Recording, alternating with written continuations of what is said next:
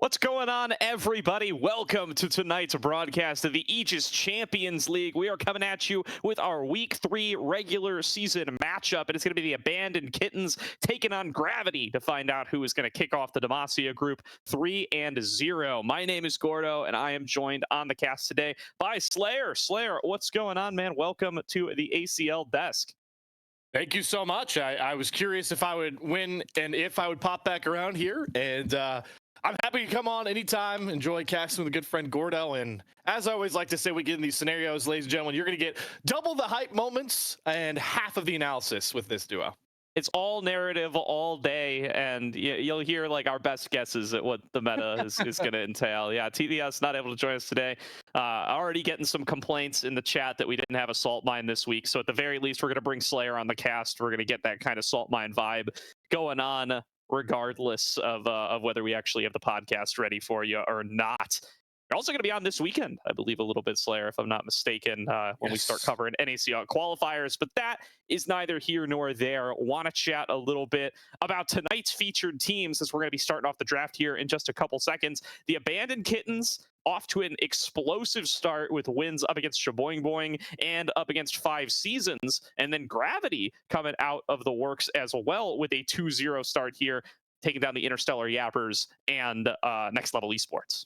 Yeah, Gordo, we talked a lot about, we went through every group on the Salt Mine podcast, which I believe I'm allowed to say is sponsored directly by Aegis. We are. I'm saying it every podcast, so it better be allowed. I would assume we could go both ways with that one. And, it was very interesting because we talked a lot about, obviously, the top half of this table with teams like Team Fish Taco, Cerulean's Kittens, obviously, was also a big conversation point because they took down TFT to start the season off. But we certainly had a lot of, mixed feelings on who would come out of the rest of the pack to grab that maybe 4th playoff spot. And I'm certainly happy to see that Gravity is putting in a very early bid here because, if I am not mistaken, I don't think we really gave them too much of a shout when we did the ACL preseason primer. No, not too much at all. And, this is a squad that is exactly the type of team I love to see do well in Aegis, because they came into NACL qualifiers and they had a solid run in Swiss. They ended 2-3, doing better than their seeding would have had them. But, when you don't join ACL, you just kind of sit around and you do nothing until summer split, when that ends up happening. But now here, these guys get to keep on competing together. They get to keep on improving, and they're on a track to be able to make their way into some ACL playoffs against some matchups up against some of the best teams in Amateur. And we've just skipped out through the bans entirely here. Already going to be Rakan, Urgot, and Hui taken off the board for the Kittens, and the Zoe, Varus, Ash taken away for Gravity. Kittens going to kick things off with that highly prized Smolder pick. Gravity, they're going to take the Senna as the classic response and lock in Orianna for Takara in the mid lane. Yes, the most lukewarm bottom lane Season 4 team right now, Smolder Senna. So I will say for the Senna side, like you can get very creative. I'm pretty sure I saw that Huhi, if I'm not mistaken, played the Wukong with the Senna for the first time. Wukong support, which is very fun. I'm pretty sure that was also an NACL first, so shout out to Tier 2 this year. But I'm curious to see what the pairing does look like for this Senna. The kid's obviously getting that mid pick out of the way. Orianna is very, very, safe. You can pick it earlier in drafts, but it does leave you some options open. And I think Cerulean Soul is a pretty good lane that you want to go into. Obviously, is all about scaling up to do just stupid amounts of damage. You want to play safe in lane. Orianna, not the best at punishing that. So I do like this pick. And boy, should it be fun watching a future superstar mid laner, in my opinion, in the North American scene, Samikin himself, wielding the Space Dragon.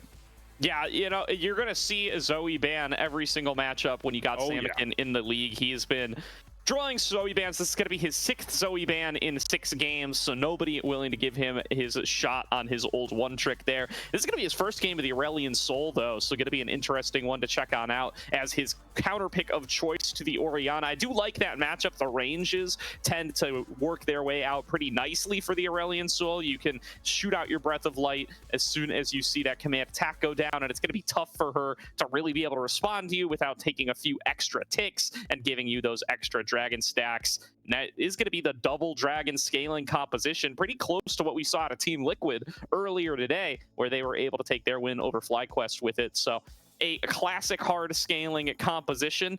My first thought when I saw it was, I feel like both of these champs kind of want a hard scale in side lanes, but you can kind of just give all of that farm over to the Smolder, and Aurelion Sol is now so focused on combat for those stats.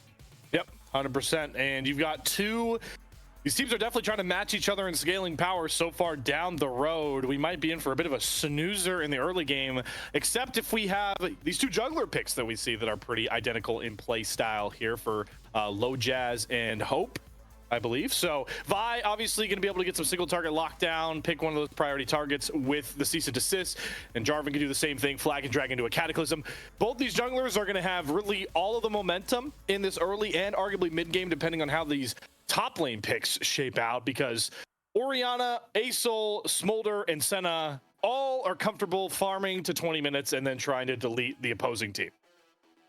Absolutely are here. Love to see the Vi taken into some of these more mobile, dangerous hyper carries like the Smolder. To me, it's the same kind of philosophy as that Zeri. You want to make sure that you're going to be able to lock her down with that targeted cease and desist. So that coming on through for Gravity's jungler Tarim, definitely going to be a big boon for them. And they're going to take Spencer's Aatrox here as a first pick for them this season. They have played through Spencer so much over these first couple of weeks. He has been a huge force for them on the Olaf and on the Urgot alike. Now going to get his hands on that Aatrox this time around, having already received bans towards that Urgot in particular. Interesting that we don't get to see the Olaf here, but guess they decided they would have had to blind pick it if they do want to save that flex down into the bottom with the Senna. Olaf now being hovered here for abandoned Kittens. Solidified might want to take this one for himself here. See if he can take the fight up against Spencer. Hovering it now and very well might lock it in. Also, cool to see the Tahm Kench stolen away here, but I feel like Senna Nautilus still being on the table just feels like it's most likely. And there is going to be the Volibear lock in for the abandoned Kittens to round things out. That will be the piloted choice by Solidified. Yeah, I like that pick a lot more. I think Volibear is in a stupendous spot in multiple lanes, still can fare really well in top lane. We'll see how Solidify decides to build the Volibear. The most prominent one right now with some of his changes has been that sort of drain tank grasp kind of style. Certainly would beef up an already pretty beefy front line. And on the other side, Gravity knew they had to match it with Aatrox in the top side. Vi doesn't end up as tanky as a J4 would later down the line, so they just get the Freljord shield himself of Braum, which I don't hate even with the Nautilus up. I would have potentially liked to see the Nautilus because I do know that double support item shenanigans are back on Summoner's Rift, and that certainly could be one of those bottom lanes that might be able to benefit from it with a Nautilus compared to a Braum a bit more. And I wonder how much Gravity wished they were able to grab that TK, because I think sending a TK double support item might just be stupid. Yeah, very possible here. So we'll see if we get some of that going on in today's game. The abandoned Kittens going to at least have access to that Tahm Kench as a bailout for the Smolder and for the Aurelion Sol, up against that heavy dive being brought to the table by Vi one way or the other. So definitely going to be no big risks there one way or the other, as long as you're able to stay within safe range of that support. You got to be paying close attention to this top lane matchup as well. The Volibear top just been growing up and up in popularity over the course of the last couple of weeks. And ever since those buffs ended up coming through, he just feels so great to be able to play as a flex pick, both between jungle and top lane. And definitely going to be the kind of top laner that you want to see piloting him here for Solidified, as he looks to kind of take down one of the better top laners in the group here, Spencer, who's really been showing up for this Gravity team.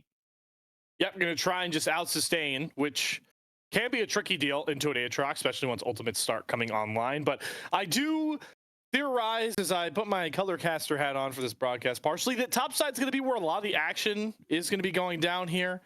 Both these junglers, once they get level 3, arguably Vi, you could, once you get like level 2, could be out in the Rift looking for an early gank. J4 will certainly do the same with Flag and Drag always around. So we'll see if Low Jazz and we'll see if Low Jazz, where he wants to go with some of these lanes, where Tarim wants to go try to play. I would assume, though, top side's going to be the pick here, because these other two lanes are just, unless we get some serious trickery, I assume are just going to be kind of farming it out, trying to see if they can outscale each other. Certainly could see a bit more action maybe on the side of Gravity with Decker and Tarim, because Orianna can get a little bit more ability to affect a mid game with that command shockwave, especially with a Vi alongside. But I know we joked about the last broadcast we were on, Goro, just yesterday, but we had a snoozer game one there. This might be a snoozer until it's late game one here on Aegis as Yeah, well. but like, this is a snoozer for like a much more acceptable reason, right? Like this is Yes. a snoozer because you got 3 stacking champions in carry positions, just trying to get yourself into a position where you're going to be able to win out. I do think Gravity probably need to put the pedal to the metal a little bit earlier here. You do not want to have to deal with double dragons in the late game once they get fully online with their respective dragon stacks. And if the Kittens choose to just take things easy and are able to control the pace of the game to get Smolder to that 225 stack mark and ASOL just as many stacks as possible, then well played to them. Everything's going well. Yesterday's match, we just ended up with a Senna into Seraphine matchup with multiple tanks on either side and just nobody's able to kill each other. That's the kind of nonsense we want to avoid, and I don't think there's a risk of that in particular here, as the Kittens especially are just going to scale up to get absurd amounts of damage. Yeah, there's a lot more high impact ultimates in this one as well. Like you have the Smolder and ASOL, but you still have the threat of a big cataclysm, especially a cheeky thing that we forgot to mention is that Low Jazz and Sinner, I mean, a lot of champions love J-Force Cataclysm. I mean, everyone likes to talk about recently the Rumble because you could just really lock in as much damage with that Rumble ultimate when you drop it down, the Equalizer. But if you get a good Cataclysm, you could change some serious CC with Sinner. Abyssal diving into everybody that's stuck in there. Stormbringer as well is very much an AoE ability when you drop down on top of certain places. So you throw in a potential Sky's Descend as well. You can line up the mom sweet spot. Like this is technically like a low-key wombo, in my opinion, on both sides, because you also obviously have the Oriana ball that is always going to set up wombos of their own. Yeah, Sinner is Phantom Star, I do believe, by the way. Maybe this is an official rename. I don't know what the purposes of the renames necessarily mean. We don't investigate the accounts quite as much in ACL because smurfing's not really a risk here in the uncapped league. But yeah, I mean, maybe it's a full-on rename. Maybe it is just Phantom Star messing around. But I'm going to call him Phantom Star for the case of this game because that is what he named himself in NACL queues. So I'm going to choose to believe that's the official one. I'm going to call Hope Devon as well because that's the name he's gone with in CLOL. So sorry, Abandoned Kittens. If you want name changes done, let me know. But otherwise, I'm going to go off the best guess that I can put together.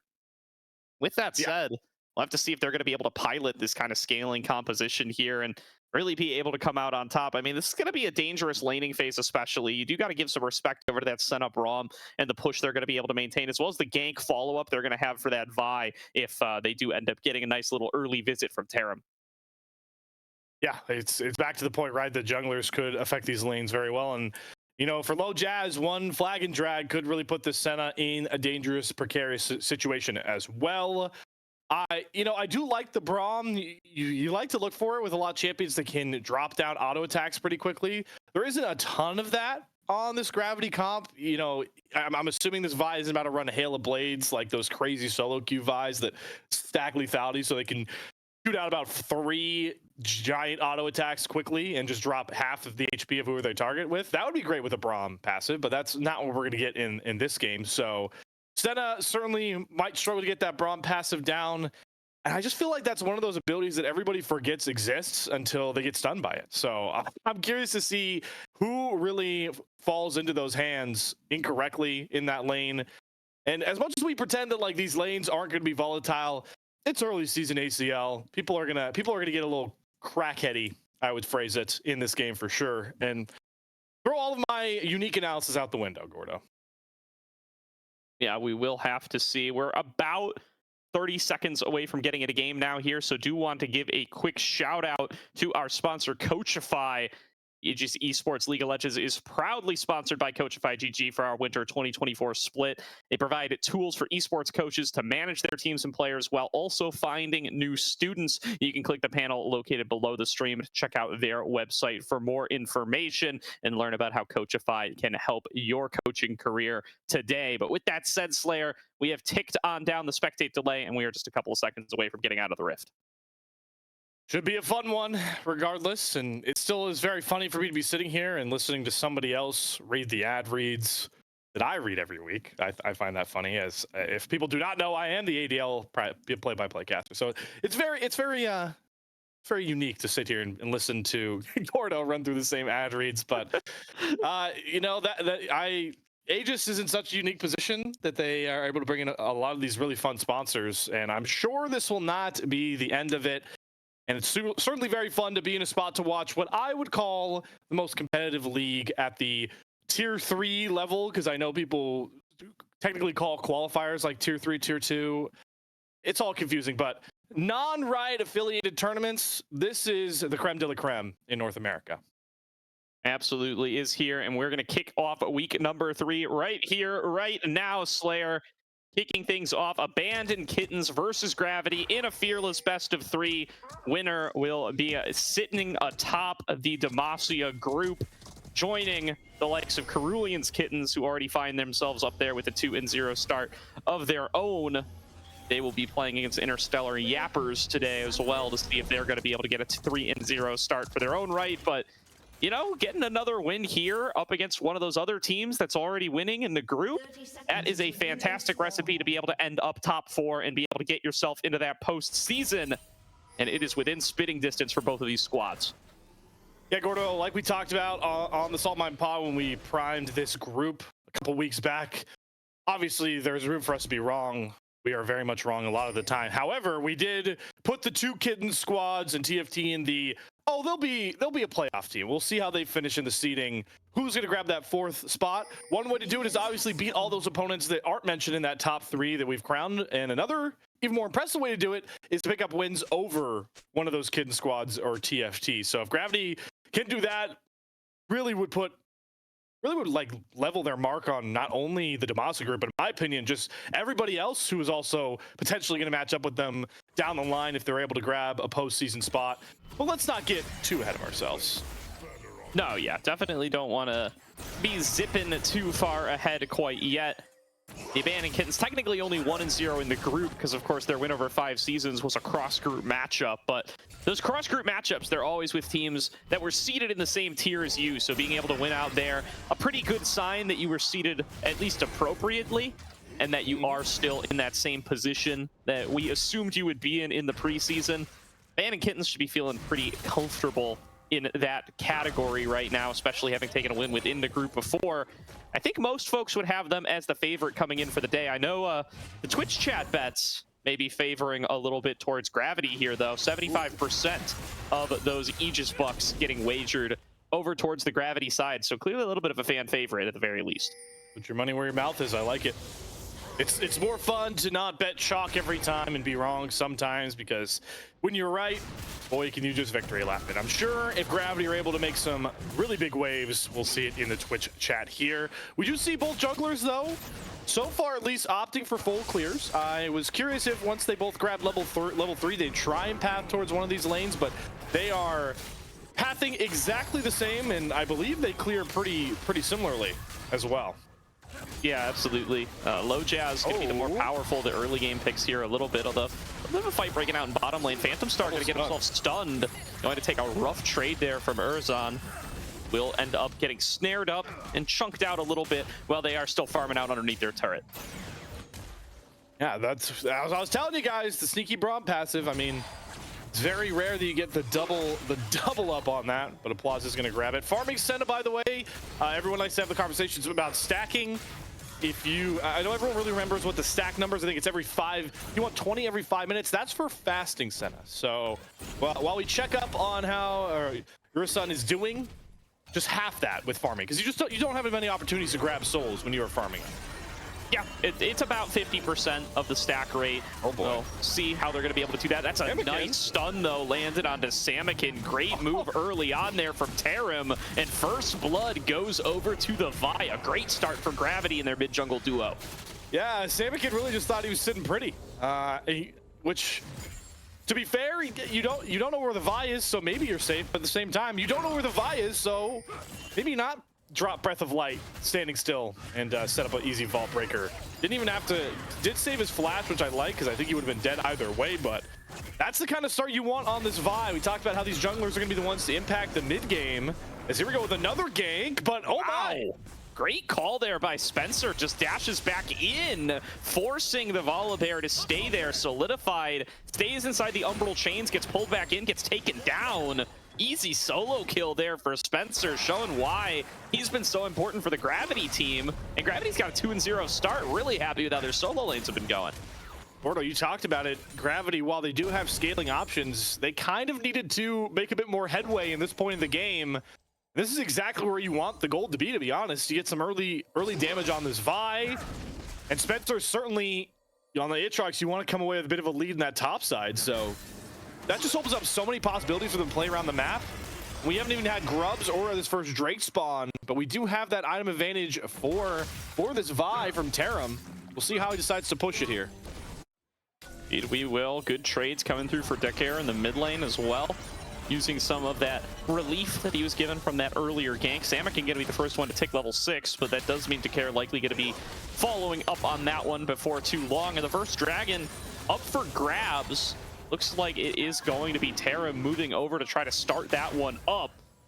Will they be able to secure it? Doesn't look like a challenge from LoJazz quite yet, but has been Devin pushing in the bottom lane alongside Phantom Star. Are they going to look to come on up and support? It's now fully visible. Steel City Warrior is, of course, the screen name that LoJazz is going for today. Will he be able to get over there and interrupt? Looks like they're going to pull off it for now. Yeah, LoJazz always thinks of creative ways to troll with his names. But yeah, it's good to get Tarim off of that Drake. You're going to get a vision with the Prio in the bot side here. But Tarim and this Gravity bottom lane are sticking around like they want to at least try and contest. And with those item advantages, I wouldn't really favor LoJazz to try and bite back here. Maybe just we'll take the fact that he wasted a bit of Tarim's time there getting halfway done with the dragon and pulling him off of it. Yeah, this is getting a little wonky here. Just a little bit of pacing back and forth in the river from Urzan and Applause. They look to make sure that they're going to be able to support Tarim on the dragon take. They're going to kick it off again, now confident that LoJazz is no longer in the area. And it looks like the end result is going to be that they do get to secure this. Meanwhile, Urzan in a little bit of a dangerous position trying to farm 1 versus 2, but as long as they keep a safe, acceptable distance, there should be a free dragon going on over to Gravity. Yeah, no real response. I mean, that Rift Herald drop topside means that they would know for a fact when LoJazz decided to start up those grubs, but I expected him to go for the classic, I'll take one and then leave now, especially with J4 not being the best at farming all 3. But they don't even go for that trade, so everything is really coming up Gravity's way so far in these first 7 minutes.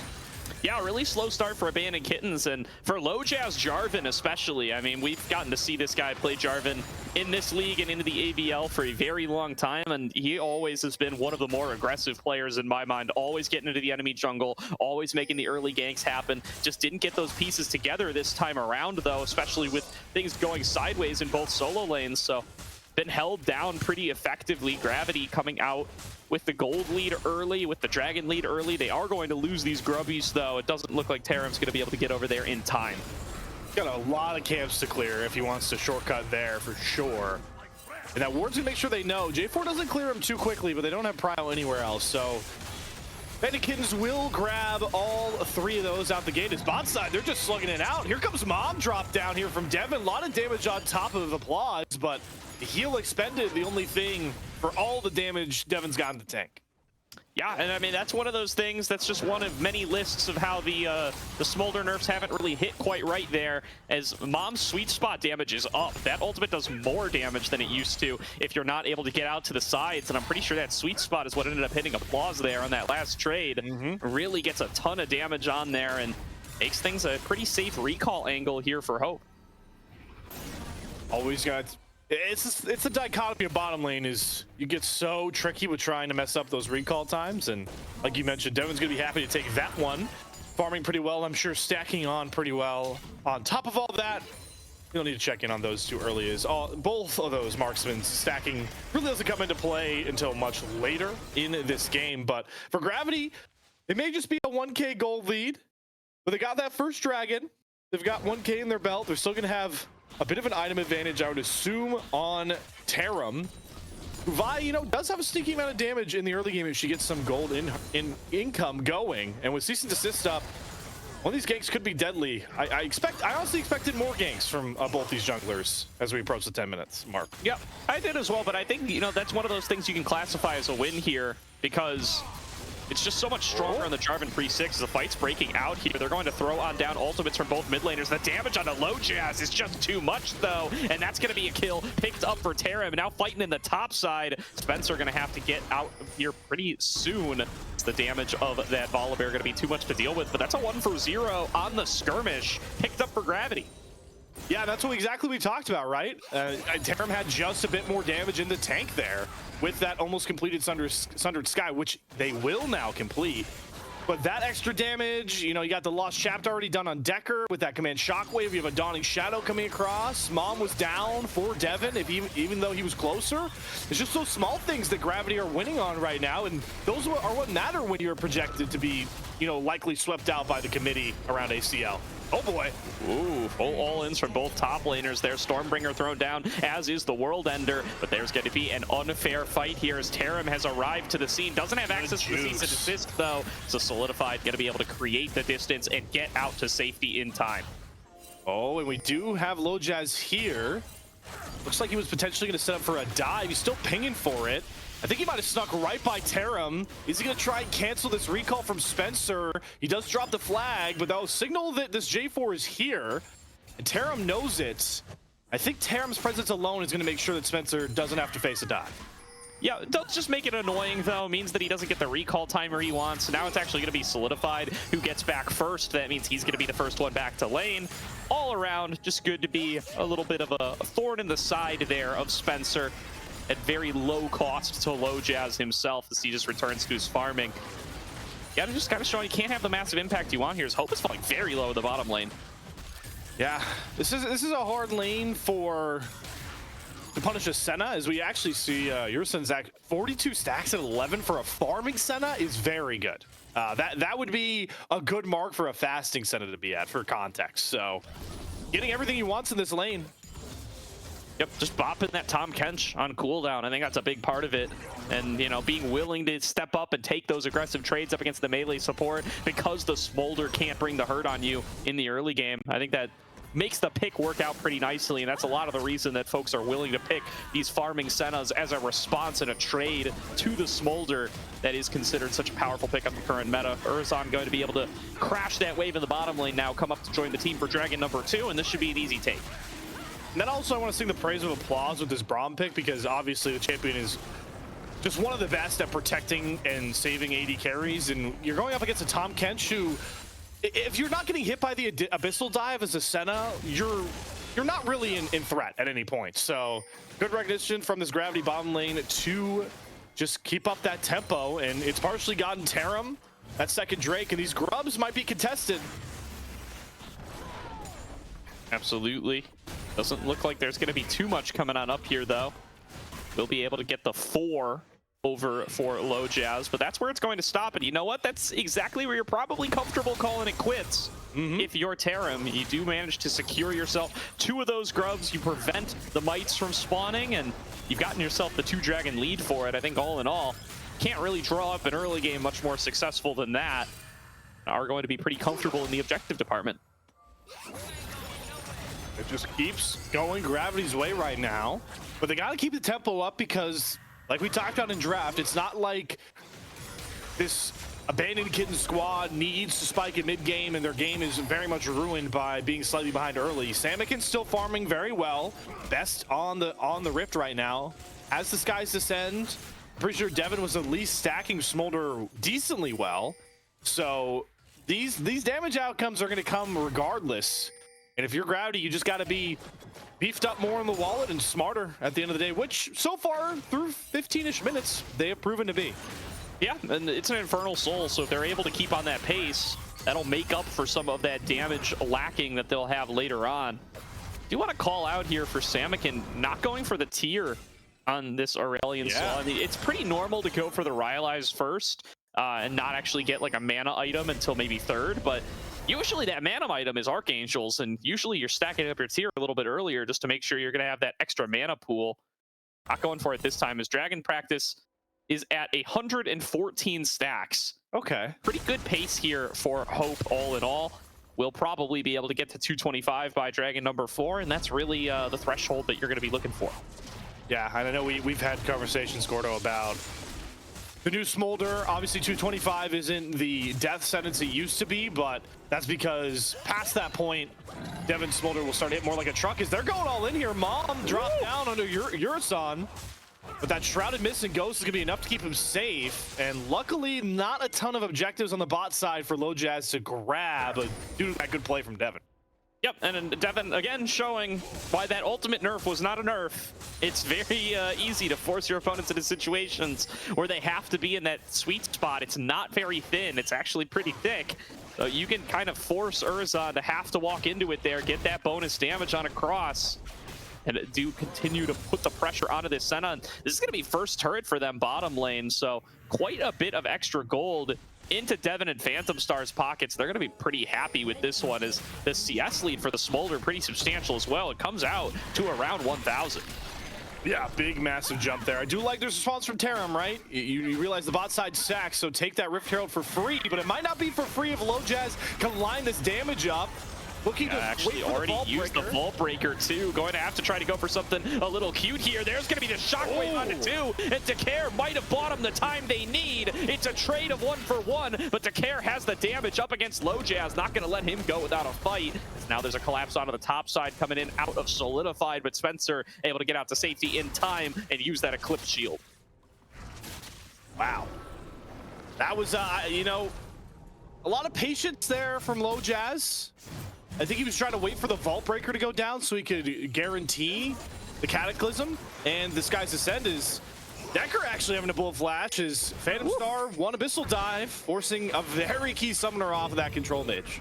Yep, definitely a tough position to be in there, but is going to be able to stay alive thanks to the usage of the summoner. A great Shockwave from Decare in that fight does end up making the difference and keeping things pretty close to even. But I mean, that first turret gold has really done a lot to shrink the gold lead, and I'm starting to get really scared of Devin coming into this later game. I do think that Gravity need to start doing a little bit more here sooner rather than later. They are just kind of sitting on the lead they were able to develop for themselves, and that's not going to carry forward for much longer. Yeah, especially not what you want to do as Tarim. Vi is a champion where if you're getting a lead, you need to up your aggression going into the mid game. Not kind of let super side farm up. Not that Tarim has been doing good with these neutrals, obviously, as the Dragon stacking grabs the Rift Herald, but I don't think we've seen Tarim go for Devin once this game on the Vi. Good change here with Shelly getting dropped mid, though. Yeah, little fight starting to break on out. Shelly going to get pulled out of position by that convergence. Going to go for the combat. Shelly actually looping around, getting one knockup, and this is a little. He's coming back. He's coming back. It's going to end soon. Yeah. All right, Shelly getting back into lane. I liked the idea there, but you just can't quite turn tight enough to actually get the knockup on multiple members. Now here's Devin going over to actually deal with Shelly. It was all a distraction. They're going to start up the dragon one way or the other. Okay. Devin is mid, but they don't really burn this. This could be a really good angle for Low Jazz. You have the Falling Star, you have Mom. The Wombo could line up here for Abandoned Kittens if they want it. Now watch for the Shockwave. Declare actually getting good damage. Little Jazz getting dropped before it's too late, and gonna be able to secure the dragon. A 4-man Shockwave comes out, and Gravity, it's like they knew everything that was gonna happen. They put themselves together a fantastic fight. Devin not able to get in at all. Nice flash away. Nearly gets met there, but is going to allow Tarim to escape. And that's gonna be a fight win plus a dragon. Gravity right back in the driver's seat. I mean, in the driver's seat, they might have just... They barely shifted up to 4th gear from Gold Star. That was a crazy fight. I mean, there was some desync on Abandoned Kittens' side. Low Jazz was dancing around, and by the time he decides to go in, he's already half HP and gets deleted. And then you start seeing these, I gotta call them panic ultimates, like Devin drops Mom. You see the Salmon can ult come out as well. Like, okay, we gotta do something now. Low Jazz is dead, and it all lines up Decker for another sweet Shockwave. And now, this is a very precarious spot to be in for Abandoned Kittens. Not because the gold is still decently close, but like we talked about, these scaling champions on the side of Gravity would love an Infernal Soul this early. Yeah, I mean, getting that Infernal Soul would definitely let them kind of continue to keep that pressure on towards the squishy scaling carries of Samikin and Devin. And going to, you know, take that fight before Devon's really fully online, before Samikin's in that category either, does mean that they're going to end up dropping quite a bit early on here. And Gravity exhibiting a very solid early game up against the scaling composition. The only question is, can they keep that lead and not give it back up as Dacare's getting collapsed on? 3 members on the top side to teleport in. Might be a little bit late, but the shield off of that embrace is going to be plenty. They're going to try to turn it back now off the teleport from Spencer, but the Devour up from Phantom Star will get him out to safety, but it's temporary as Applause comes in for the collapse on the other side. Not quite able to interrupt the Abyssal dive. Does mean Phantom Star is going to be able to flash out to safety. Oh no, but now Devon's getting jumped on. Great Vault Breaker. Does Taram have the damage? Lines up the cease and desist, and they get their pick on the bot side. But now Low Jazz is going to find Taram on the side. They don't have a ton of damage in this kit without the Smolder and the Aurelian Soul, which means it ends up being a shutdown trade. And now Urson just gets to free fire in the background. Ghost popped. And Gravity once again coming out on top in these fights. It's been a while since I've seen Blade of the Ruined King Senna here, Slayer, but it's kind of paying off for Urson here in these extended fights. Just gets to continue to thwap away at these guys, now focusing on towards Phantom Star again, and it's actually really tough for these melees to deal with this Senna. Incredibly difficult, and the stacking is still insanely on brand. Like that's 80 at 20 nearly. That's a fasting Senna's mark to make. So 2-0-4, Blade of the Ruined King done. Got that cloak and a longsword, so I'm curious where you're gonna go second, because I've seen so many different Senna builds compared to the game matchup. And oh, okay, that's gonna be an LDR, so gonna just shred those tanks even more. And with that stacking being good, I mean, 100 range per, nearly be at 100 on the stacks. That big range boost for Senna near this next dragon spawning. Urson's going to be such a problem to deal with, and that's just the start of it with this Gravity team right now. Absolutely here. 90 seconds to go until this next dragon. 215 dragon straining stacks for Devon, so they will certainly be at the 225 threshold by the time that dragon comes around. And that is going to be the fight where Ban and Kittens have got to execute if they want to come on out ahead here. Gonna be make or break there, as if they give out over that Infernal Soul, things are gonna get really, really tough, as there is the fully trained baby dragon for Devon. Now burning away at health bars. Maybe not as strong as last patch quite yet, but still going to be a huge power spike. Samikin on this Aurelian Soul will have Sky's Descend available, so that highly impactful ultimate will be up here for what I would really call the major breakpoint for your cinematic viewers. The climax of this game is going to be that dragon. Everybody's going to have all their ultimates available, most flashes available on these carries. Fireworks are going to happen, and we're either going to have a much longer game or Gravity might just call it. TP out of Samikin was a little bit forward there, but doesn't end up getting punished. This is going to be Spencer arriving to the scene a little bit later. Control going to go over to the Kittens to start off with, but they do have this Vi to press the engage button once it's time. As long as she's able to keep her health bar safe and good. They're going to try to clear out this mid wave, get in the old-fashioned way through that long brush. They just have to have somebody who feels safe face checking, and Claws is going to fill that role, flashing back away. Chunk damage out of the Smolder is substantial.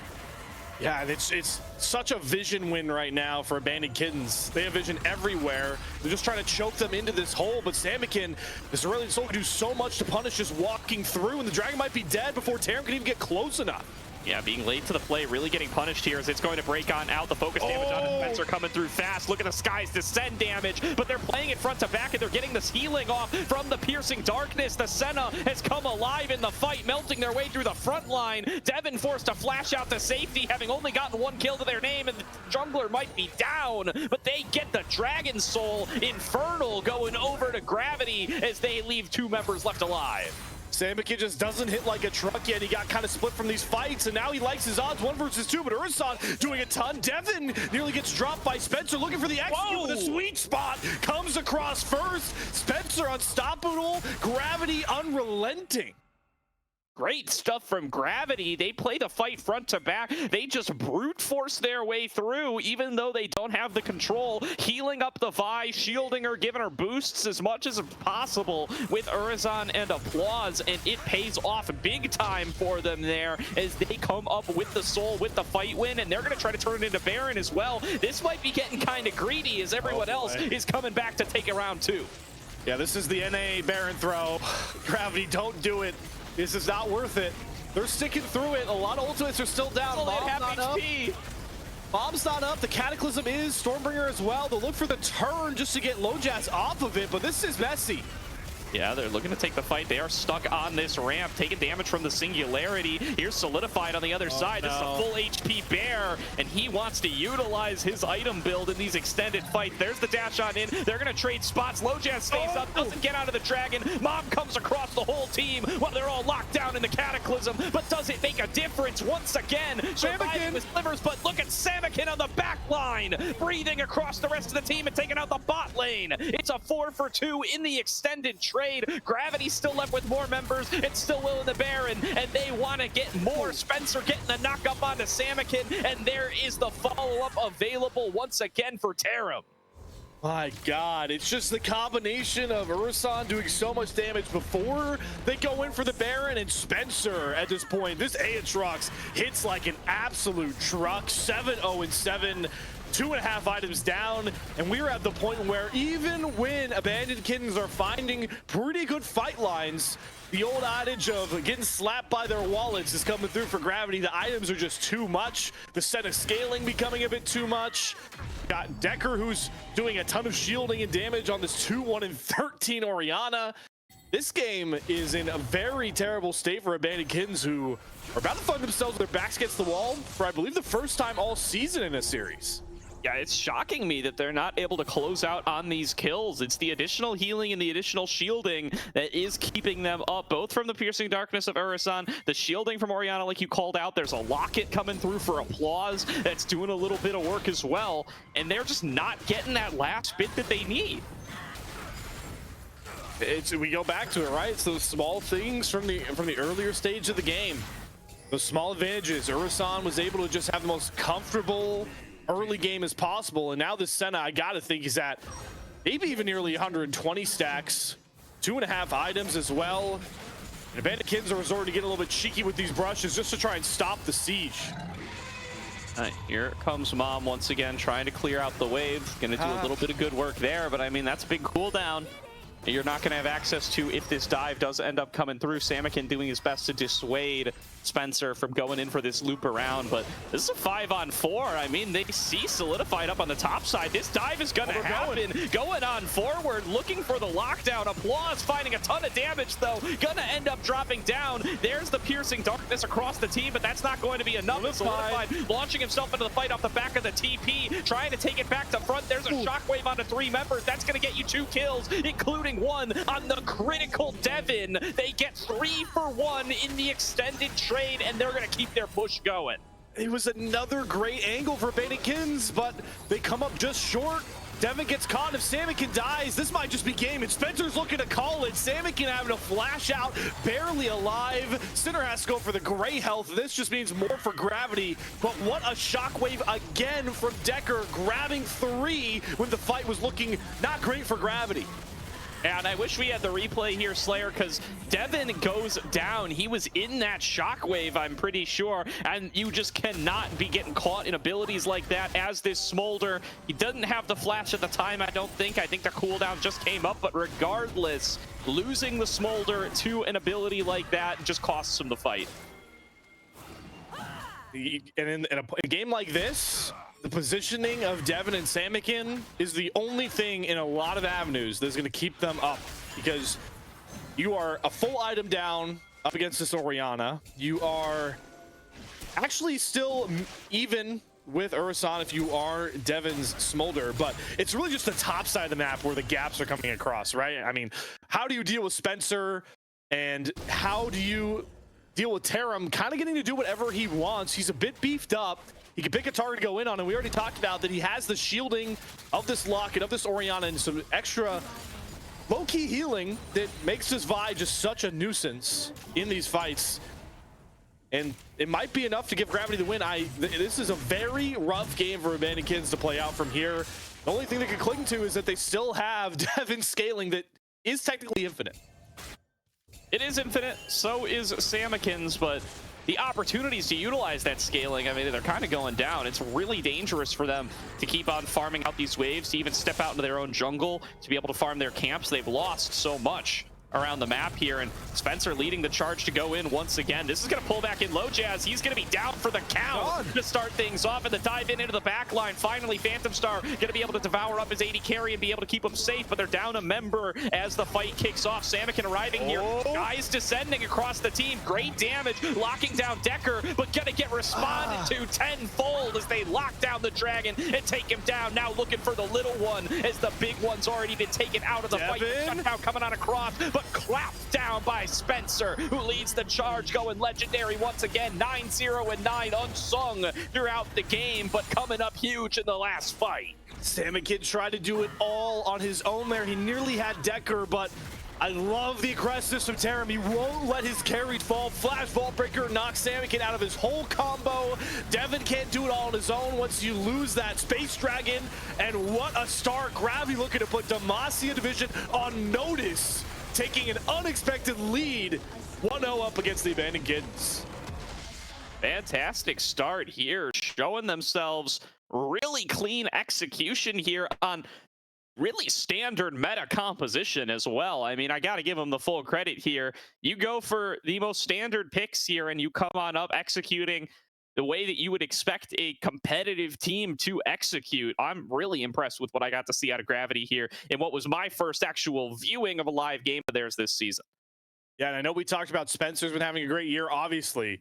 Like 9-0 and 10 on this Aatrox. He's living up to that hype up against Solidified of all people. But I was super impressed by, Ursan on this Senna. Played his game. Decker had a ton of amazing shockwaves in those fights. Tarim found good windows early. Like, this was a team win from Gravity. There was not one aspect of this squad that I think really faltered. And it certainly shows by the fact that they only died as a squad 8 times in this game. Yeah, it went really unsung in the fights, especially where it was all about, actually being able to get Tarim on towards Devin's Smolder. It was all about the massive shockwaves. It was all about the front to backs where Urzan is able to get these huge piercing darknesses and dawning shadows across the entire team for the additional healing and shielding. But a lot of the damage in these fights really ended up coming from Spencer on the Aatrox, able to really get massive use out of the AoEs on those Darkened Blades and on that Profane Hydra, and coming up with the second most damage in the game for it. Yeah, and the conversation I'm sure we'll elaborate on more once we get to that game 2 draft, Gordo, is, not to rub salt in the wound for Abandoned Kittens here, but now we're in Fearless. So you have now lost Smolder. You've now lost, a pretty big meta pick at the top side, Volley Bear. Solidify is missing that. We both know all about Low Jazz's ability on the J4. Can't go back to that one as well. So there's a ton of mix of comfort and just really powerful meta picks that you not only don't have access to if you are Abandoned Kittens, you have to adjust your draft to prevent them getting picked against you in what could be an elimination match in this series. Yeah, Abandoned Kittens selecting blue side here. We're going to throw it to a quick break while we get everything ready for draft number 2, but we're going to be back as soon as possible as this series continues, where Gravity going to look to close it out in 2. Abandoned Kittens going to look to take us to game number 3.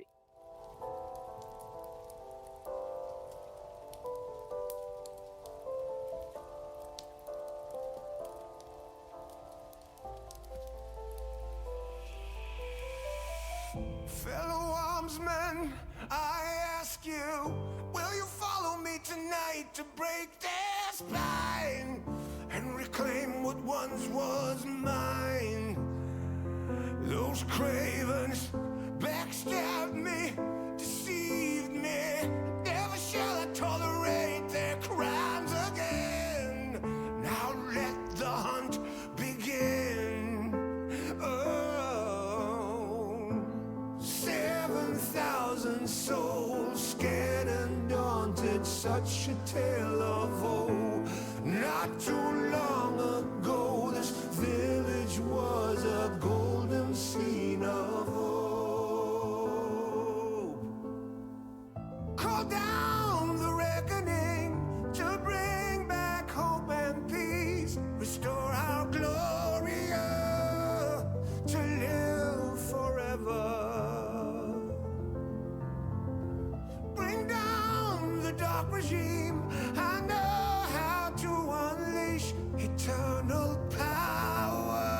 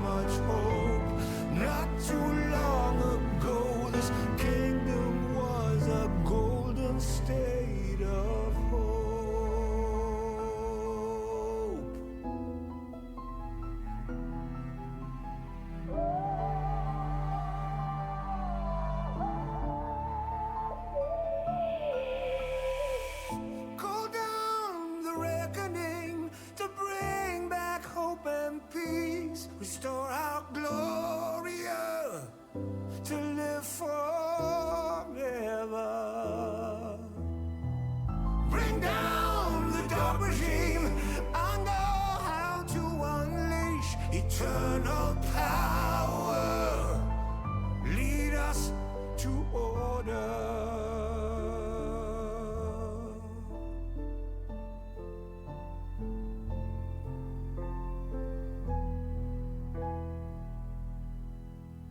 I am the light bringer.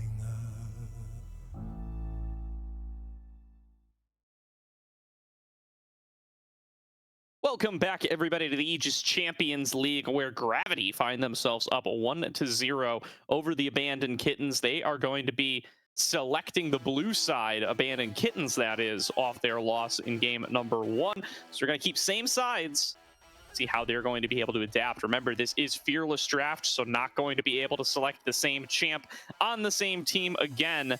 That is going to inspire these 80 carries to be banned away on both sides. Gravity going to take away that Senna. Abandoned Kitten's going to take away that Smolder. And Abandoned Kitten's going to say, all right, well, if those guys are off the board, we're going to look to snag this Varus.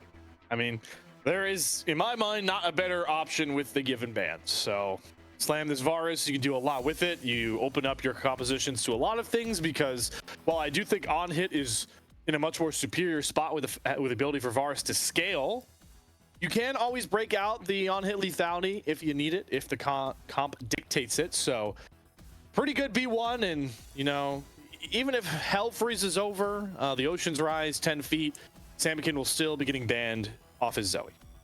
Yeah, I mean, it's a good little resource to have if you're a team like Abandoned Kittens. It's just that the enemy team has to ban your Zoe every single game.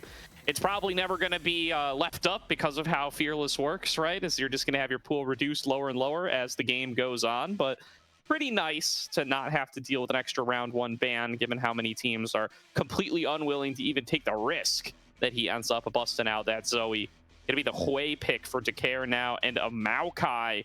Round things out, a little flex pick there between Tarim and Applause. It has gone to Tarim most of the times Gravity has been able to get their hands on the Maokai thus far this season. Always love having a little bit of flexibility, even if it won't likely fall that way. I think Hui is also one of those other S-tier sort of mid laners right now, alongside got your Orianas, got your Karma mids if you want to throw them up there.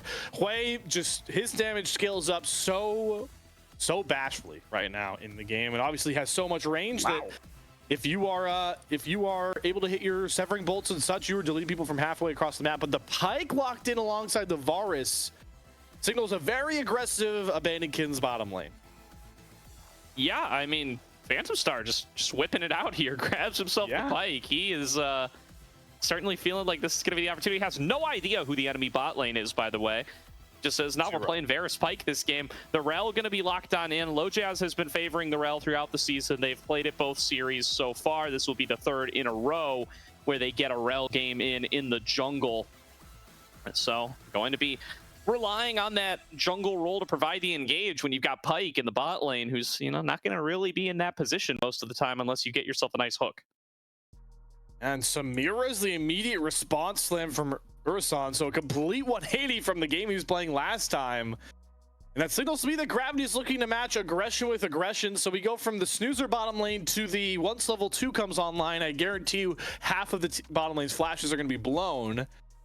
And also can be a really good counter to that Pike. Obviously can deflect a piercing arrow from this Varus. You can deflect the hook out from this Pike if you time it right.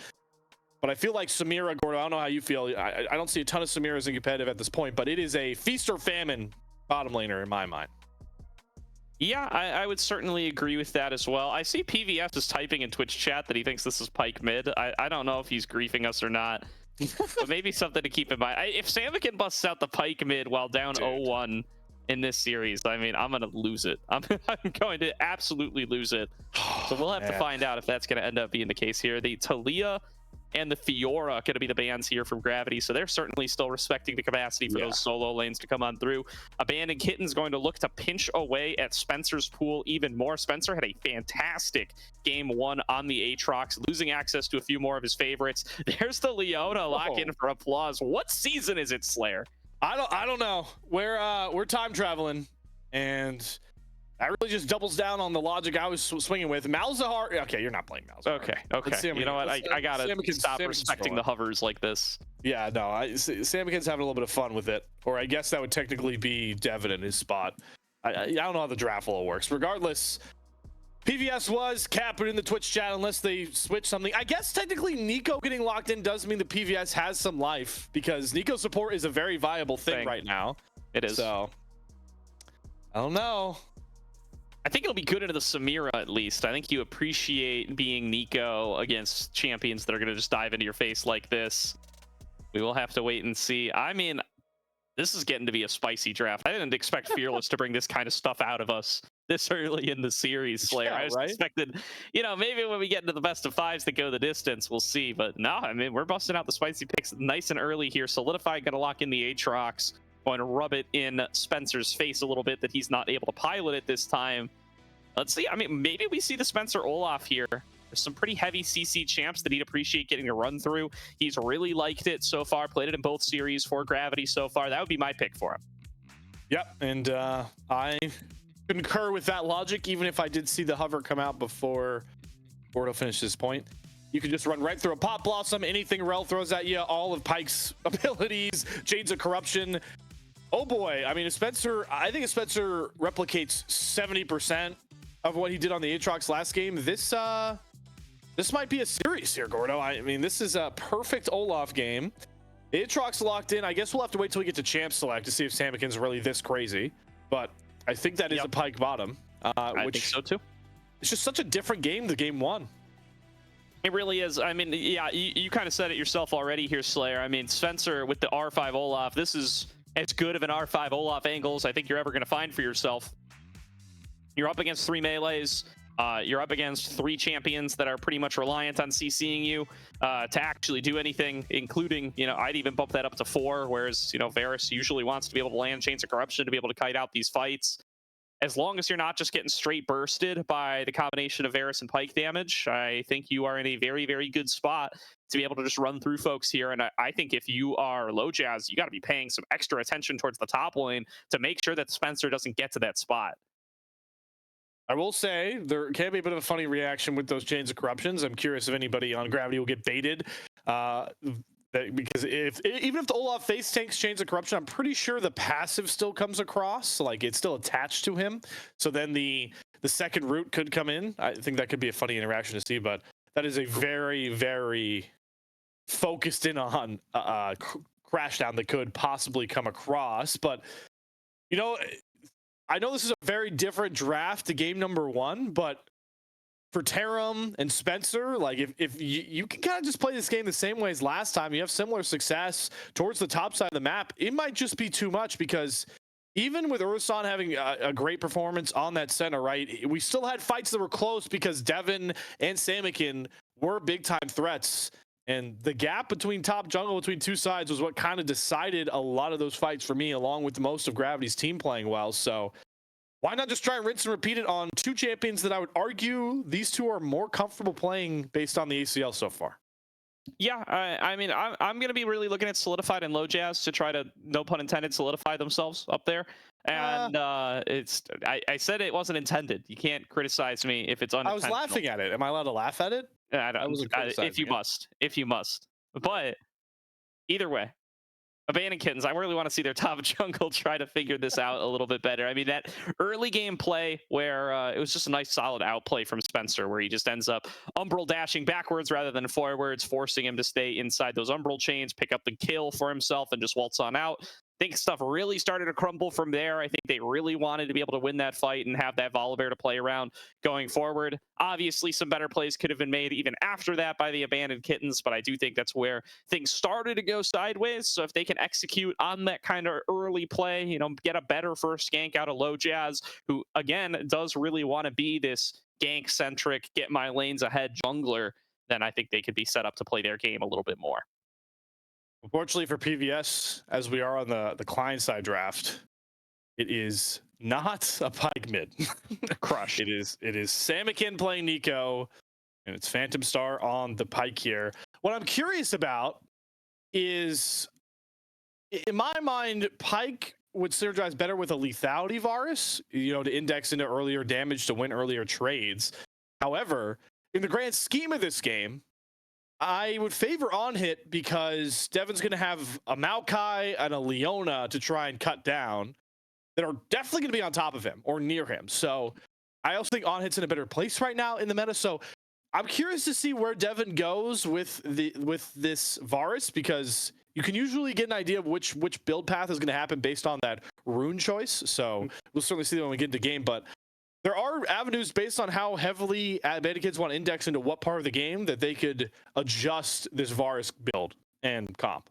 Yeah, I think you really do have to go on hit here. I think you're never going to be able to work through Olaf, Maokai, Leona with like just Nico Aatrox damage, and I guess Pyke can be in that category too. But I really think you need lethality to be able to get through there. B, I think if you get your arrow that has all your damage loaded into it from lethality Varus, W'd by the Samira, I think that's a nightmare. Yeah. So I think that might be forcing you away in that department a little bit as well. So I expect to see on hit Varus. And I think that could be really, really successful in a composition like this, where you are prepared to punish the divers onto you, right? If Leona and Olaf and Samira are all coming in and you're able to get through the Olaf before he actually runs through your entire team, and you're able to get a big pop blossom across from Nico, and you're able to get Pyke and Aatrox punishing them for their advancements, you can have a really solid team fight here. I think it really does all come back to Spencer's Olaf and how strong he's going to be. Yeah, and while I did throw out the hypothetical, I do back the on hit a lot more in the whole sphere of the game. Just purely with like Pyke Varus, especially when lethality was pretty like popular, because Varus has been in the meta for like 2 years now. Pyke Varus, like that Pyke Varus was lane bully. We're gonna make sure you don't get to play the game at all because lethality goes crazy. Pyke is uber aggressive. However, it is also to add to that fact, I would expect that, I know it's very meta, so this isn't like a hot take to throw out there, but Devon is definitely going to be building Terminus. You got to, for some extra defenses. And then I would assume a Jack Show or some sort of like sneaky tank ability, because it's not like he's got a ton of peel. Like Pyke is most likely be looking for avenues to go in. Samakin's going to be looking to go in. You've got a Rel that can peel, but I mean, the nature of Crashdown is to jump forward. So Devon's going to need some of his own kit survivability. It's not like last game where he had a Tom Kench that could devour at any point and save him, and a bunch of extra peel across the comp with like a J4. Devon's going to have to create some space for himself, so that would lean a bit more over towards on hit. But I'm just excited to see, Urson, if he could have a super good Senna game and then have a crazy good Samir game. I mean, you've basically covered the entirety of the AD carry spectrum with those two champions. They could not be on more polar opposites of playstyle, Gordo. Yeah, completely agree. And with just a few more seconds left in our spectator delay, do want to shout out Pro Comps, our other sponsor for the season. They are a game-changing app for the League of Legends community, and it isn't just like other tools. It is your personal draft coach, perfect for both teams and solo players.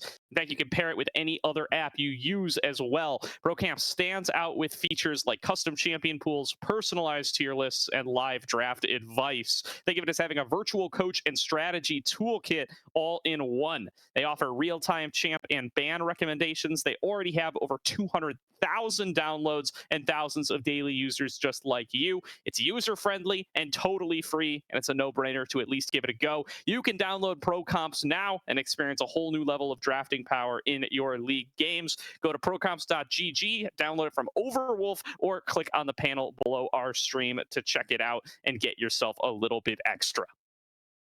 Little bit extra indeed, as we are loading on to the Rift, and I'm going to cheat as we get set up to go on to Summoner's Rift and spoil everything for you at home. It is lethal tempo on Devon's Varus, so it is the on hit. It is the on hit, which we expected, and what a game this will be. We did not think we'd be in this spot going into game 2, Gordo. We did not, Slayer, but here we are nonetheless. Abandoned Kittens now with their backs a little bit more up against the wall. Not going to want to drop a regular season game this early, not like this, to Gravity, but Gravity full steam ahead here, already off to a fantastic start in this group, and it's going to get into terrific territory if they are able to get themselves a third win. Will basically guarantee them a spot in the playoffs if they're able to be 3-0 already in the in-group standings. Remember, the in-group standings, Abandoned Kittens, they're just 1-0, as one of their wins was in the cross group, which is really only used for tiebreakers. So, I mean, you know, they're still probably pretty comfortable given who their competition is, but they definitely do not want to be sitting there at 1-1 in the Demacia group standings. And on the other side for Abandoned Kittens, right, the fact that Cerulean's Kittens beat Team Fish Taco kind of leaves the top wide open for somebody to come and try to steal first place. I know there's been talks that, you know, Abandoned Kittens, Cerulean Kittens are on the same level playing field, but the fact that one of those squads took a game off Team Fish Taco means on the flip side, Abandoned Kittens want to win this series because they would get a much better spot for a bid in first place themselves. So it's fun to get a series like this so early in the ACL, because I really do believe once we get to the playoffs, this series will have a defining factor on this group. Absolutely. Ooh, little block hit early on to Low Jazz, and they're going to look to punish. Low Jazz taken to 200 HP here at level 1, has to give up on this invade entirely, and already the jungler, the Abandoned Kittens, dissuaded from their early start. They're going to be late to everything. That's just so rough, especially on Rel, on a tank Rel clear. Gives so much over to Tarum to create early in this one. I thought he was gonna have to pull a flash, to be honest with you, when the stun chains came across, but nonetheless did not have to do that. His bottom lane is gonna be highly volatile. Halo Blades on Phantom Star. We look to drop as much damage over as possible, and everybody that plays League knows that there are two supports that are not champions level 1. That'll be Alistar and Leona, and you're seeing why in this one. Yeah, no, not going to be too much action from Applause here in the level 1 action. That does mean Phantom Star and Devin, they're going to be able to get this crash on in, and we'll see just how much this Varus and Pyke duo can bring into the laning phase here. We know Devin and Phantom Star have been working together for a very long time, it feels like, and maybe going to be one of the spicier duos that they've cooked on up, they've been practicing, and that they want to bust on out to the stage here. Urzon and Applause responding with a spicy duo of their own, but at least to the level 2 race, they are not going to be winning out. I like this from Devin and Phantom Star. They're going to push their tempo, get some info in this jungle. Level 2 does come across for Applause and Urzon, so they can contest, but Tarum might find that his blue buff is gone by the time he gets past his wolves. Very well might. It's dangerous territory, as we said, and there's going to be the snag away from Low Jazz. So easy. Catching up on some missed time here is going to walk away with double buffs, maybe even triple buffs if he's able to get back onto his side, although there's going to be Phantom Star taking a fair bit of damage earlier on, trying to get the stun, but going to get first blooded there as it goes over to Tarum. They will be able to trade back, but look at Urzon in such a great position. Oh, cut off on the wrong side, giving a kill over to Samira, and they're not done yet. Looking to move forward onto Low Jazz. That's a double kill for Urzon. Now focusing on to Samikin. He's got no flash. He's got no nothing. It's a triple kill to Urzon. Oh, Aegis Champions League, meet your new future superstar, Urzon, my man, 3-0. That was just a little too aggressive from Phantom Star. You steal the blue buff away, you get out, you have zero vision around that bot side, maybe one ward, but you know Tarum's there. You know that there could be a brush stack, and you still face check and get burned down. The twisted advance from Tarum follows, I believe that was Phantom Star, all the way through its flash to make sure first blood comes across. And one thing about Samira is once you let her get her stacks up on her passive, she's gonna win 90% of the fights, and you saw exactly why. And I mean, this is just an absolute tragedy. If you're the bot lane of Abandoned Kittens, you now have to face off against Urzon with this early start. I mean, so much additional money, so much to have to deal with. I don't even know how you're going to begin to try to navigate these 2-on-2 fights. And you've got a Pyke who's got to be looking for him. And the worst part, yeah, that's exactly right. It's like, it's not like you're playing Smolder Tomcats where it's like, okay, crap, we gave an early lead away. All right, we can turtle down and we'll just scale up. No, you picked Pyke, who cannot do that. So Phantom Star's got one of two options. He's gonna have to go for some hero plays to try and kill Urzon, or he's gonna have to get on the Rift and try and roam and put Devin in a tougher spot to try and farm back somewhat of a lead himself. It is just so tough, and Urson is I'm assuming that's going to be a Youmuu's. He's got both components of a Youmuu's completed at 5 minutes. Yeah, he got the Serrated Dirk and the Rectrix, so I do assume that means we're looking for a Youmuu's here. It's another fight starting to break out here. Good damage onto Low Jazz, who gonna be pretty immobile, getting the full procs there. Here's a block blade down. Decare gonna finish that off, and it's gonna be 2 to Decare. Both carries off to tremendous starts for Gravity. I mean, I'm out of words, Gordo. This game is completely wrecked already. It does feel that way, doesn't it? They're going to go and wreck it some more. Hope has no flash. They have flash on the mountain. Aram, he's got him locked down. That's a 4th kill to Urson. I mean, he's going to have Youmuu's on back at 7 minutes. This is disaster. This is hard to watch. This is how disastrous this is becoming. Yeah, I mean, this game's down the tubes. I don't know what to tell you. This is absolutely abysmal for what we've gotten to see for Abandoned Kittens here. They're out of it. I'm running out of adjectives here. And it is going to be a dragon taken with ease to Gravity. It is going to be a horrific lead for Gravity. And I mean, it's their game to lose now. And there are going to have to be some crazy Pop Blossom crash down combos for this game to get anywhere back to close. And what sucks is that Solidified has survived the early game Olaf. He actually is holding, it won't be a kill's worth of gold by the time this wave crashes, but he gets a great back off. So this Aatrox has done a really good job making sure that Spencer doesn't get that early Olaf lead you see all the time.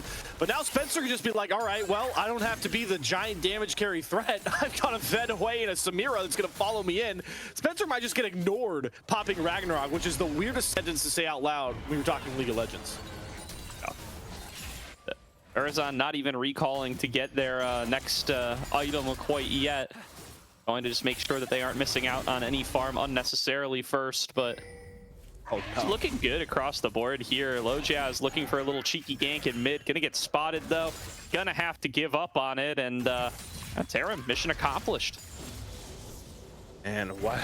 I mean, just what a series from Gravity in general. And Taram has always been at the right place at the right time. Applause, that mid double was markedly because Applause gets this flash Zenith Blade that follows Low Jazz and sets up the stun to land it onto Samikin. Like, yeah, I know that Urson is 4-0 on the Samira, but the supporting cast is doing just as good of a job in their roles too. This is a Gravity team that is playing like they want to win the Demacian division. Yeah, this is a Gravity team playing like they're an outside contender to do so. You know, I know the Abandoned Kittens, they were top 16 in the first open qualifier. A different roster, of course, in mid lane in particular. Didn't make it that far in the second open qualifier. But you got to notice, like, the difference maker here is that they have Samikin, right? Who is been on one of the top teams in the open qualifiers, won out on that first open qualifier. Is still considered in one of the best teams in the second one here. The fact that they are not able to compete here is so good for Gravity. That's going to be a big shutdown, though, picked up. Urson going up a little bit too far, and a little bit of life getting shown here by the Abandoned Kittens. Oh, Taram, that was so great. The Twisted Advance, he jukes the Chains of Corruption and then is able to walk out. Might have died if he doesn't get that juke with Pike ult on reset. He's going to look for another hook here into the stun, but they don't have their main damage dealer. Early Death from Below ult there from Phantom Star means that Taram's going to be safe, but that is the one thing about Samira, right? I don't care how fit you are. If you're not positioning correctly, Samira feels useless. Definitely does feel a little bit useless there, and now coming back with the full Youmuu's, though, so going to be in a little bit of a better position. Of course, that's a full blade of the Ruin King for Devin as well. Getting that fat shutdown feels real good in your ability to be able to equalize a little bit, and actually has pretty substantial amount of CS on him as well, thanks to some of the benefits of those kills. All right, maybe the DEFCON 1 we threw out earlier was a little bit premature because Gravity is actually behind in gold barely, partly because like what you were talking about, the shutdown, CS lead in the bot side, but Solidified is keeping his like kills worth of a CS lead going in this top side as well. There's a mid CS lead for Samikin despite the fact he's down 2 kills, so maybe we were a little bit too doomer earlier, Gordo. Perhaps. I mean, the gold lead's kind of collapsed after the back of that that bot lane play. So definitely looking like there might be a little bit more game to be found here for Abandoned Kittens. I do think the allocation of the gold is still something to be pretty concerned about. The fact that this top lane has kind of been left alone means that Spencer just down a little bit of CS, but scaling up on the Olaf to be that later game threat. And, you know, that's how people like Whippo really think about the champion, as they've been pretty vocal that they feel like it's a strong scaling pick. They can come up big in these later fights, so that's definitely what they wanted to do here. There's a big pick being made onto Samakin, by the way. Decker gonna go on a killing spree. I mean, Tarim just has a great eye for this. Hope, that's a Witch Chains of Corruption, my word. And immediately Urson responds with double up in the bot side. Inferno Trigger burns down the Abandoned Kittens. And that is another double kill for Urson. That is why I was particularly concerned about where that gold had been allocated. The fact that Samira is sitting on a Youmuu's Ghostblade this early means that a play like that is bound to happen eventually. And now Urson right back in the bounty category, has access to 600 additional gold. They didn't before, back ahead of Devin. Yeah, but back to that mid play, right? Like Tarim, he's making the right decisions time and time again. He's flash twists his advance and gets the lockdown just far enough so that Samakin can't look for a Pop Blossom turn on to Decker, who stays safe, and he's looking for it again here. Doesn't grab the right clone that time. Yeah, lost the 50-50 there, and now Lojaz gonna look to respond, actually, pulling back in Decker, locking him down and guaranteeing the shutdown to Samakin. Again, gotta be responsible with these gold leads, but Urson says no thank you, diving in with the Inferno Trigger, interrupted immediately. That's not responsible at all, Slayer. No, he's playing with his money, but here comes Spencer. As Ragnarok Ghost popped, he's going to go right after Lojaz first. Solidified's been left to the wolves with the rest of Gravity. Gets stunned up, has to flash out himself, but the depth from below kill gets a double over to Cinder, looking to turn this fight with one ultimate. Will finally drop off, and now we have a scattered 2v2. But certainly a good amount of gold to Abandoned Kittens once more. Oh, Decker's back involved here, coming in with a teleport, tapping out Devin, where they are not safe at all. They'll be going down to the spiraling despair, and I don't know who wins this player. There's so many kills getting traded back and forth. There's just gold getting slung everywhere. I guess it's a 500 gold lead to Gravity at the end of the day, so you got to give him some credit. Oh, but Samakin gets a plate. Like, I mean, we said this was going to be a messy game. Like, there's going to be a lot of fighting early, but it's messier than intended for sure. Like you talked about, though, to fall back on it, right? We still have Decker, who's getting pretty close to a Saras already with his lead he has. You've got the Samira Urson, who is decently heading towards that not Youmuu's Collector alongside this Youmuu's. Despite the fact, you know, Bennigan's have shown, we expected it, they could fight well. Decker might get picked off. Getting pulled back on in by Phantom Star there, but that's just fine. It is only the Pike on their own. They may have an Umbral Glaive, but I don't think that's enough to solo out of the way this point in the game. And that's going to be Dragon number 2 going on over to that. Maokai Tarim still holding down the objective game. Ooh, a flash Zenith Blade attempt from Applause will not find home. Now, the thing about Applause, this is a Leona game where, weirdly enough, I feel like you don't have to engage a lot in this lane. So, I mean, I like the try, right, to get Phantom Star pinned, but Pike has to go into you, so you can just kind of sit back. His top side, that's Ragnarok. Yeah, I mean, Spencer thinks he has the angle. Ooh, nice dodge on that undertow there, kind of forcing him on which way to go. And now Spencer caught on the wrong side of dodge. I think he's likely going to go down here. Going to just try to clear away the wave, but he is doomed. Oh, well, what is going on bot side? Okay. Urson stun it again, baby. Just finding out a pick on the Hope. I see solar flares on cooldown. I'm assuming it was a solar flare. That's a safe call. That is a safe call nonetheless, but you know, top side, I do see that kill went over to Lojaz. I feel like that's a complete misstep because if I'm not wrong, Spencer was as good as dead, right? You kind of want to give that kill to your Aatrox, but kill's a kill. And like, that's what you kind of, you know, in Lost Areas, like, oh, well, you know, Ignite did it or something like that. Is, wow, both flashes were burned. If I'm not wrong, Gordo, that was the freest kill you could give over to a carry that did not in this game. Yeah, I mean, it definitely feels that way. Just ends up going over where it goes. I mean, it could have been, I didn't see exactly how it went over. Could have been Bambi's Cinder damage. You never know. Not a, it's controllable, but going to be that turret gold getting given over to the Aatrox solo at the very least. So they find a way. to make him whole at the end of the day for the sins of the past. Now going to be looking at this Rift Herald potentially. All 5 members of the Abandoned Kittens are up here. Yep, there's a Zenith Blade, able to get Samikin down. But here's a great flank from Low Jazz that sets up the pop. Up in time, an instant Quadra from the Gravity 80 carry turns the fight on its head. Beautiful Inferno trigger there out of Urzan, staying alive with a sliver of HP, regenning it all back up in the nick of time, and coming up with a Quadra kill. You think Urzan was ahead before. Wait until you see him now. A massive inflection of gold going into the Gravity 80 carry.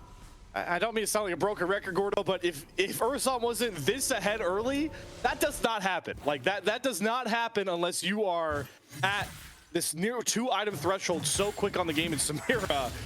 But that's just the reality we're in. And Urzan, you know, he got a little bit over aggressive earlier in this game, died once because of it, nearly died mid. But the reason you play like that is for Quadras like that. If it lines up right for Samira, there is no champion in the game that can really stop her. Yeah, the Samira giveth, the Samira taketh away. And, you know, depending on what team you're on, she does one or the other in that fight.